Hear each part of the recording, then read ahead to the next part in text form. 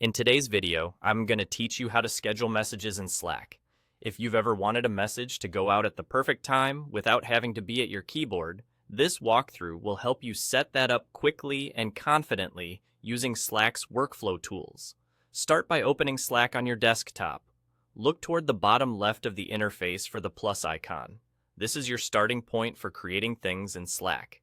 Click that plus sign, and from the options that appear, choose Workflow. This takes you into the setup screen where you can build a simple automation that sends your message on a schedule. Next, set the trigger. A trigger is what tells Slack when to run your workflow. Choose on a schedule, then select the timing that fits your needs. You can pick a specific time of day and decide whether it repeats daily, weekly, or on a custom cadence. Think about your audience's time zone and typical work hours so your message lands when it's most useful. Keep in mind that consistent schedules work great for reminders, status updates, or weekly check-ins.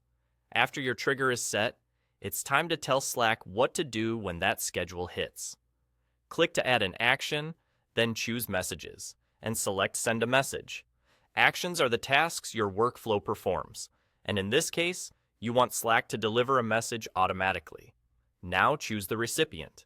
You can send to a public channel, a private channel you're a member of, or a direct message. Be sure you're posting to the right place, especially if your message is intended for a specific team or project.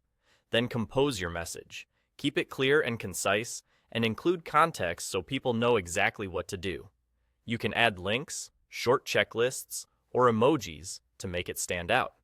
Avoid including any sensitive information you wouldn't want widely shared. When you're happy with the content, click Save. That's it. Your workflow is ready, and Slack will handle the timing for you.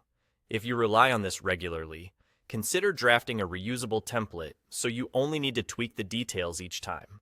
And if it's your first time scheduling to a large audience, posting to a small test channel first can help you confirm everything looks right. You've now set up a scheduled message in Slack using a simple workflow. With a few clicks, selecting Workflow, choosing an on-schedule trigger, adding a send message action, picking the recipient, composing your note, and saving, you've automated a task that keeps your team informed, on time, every time.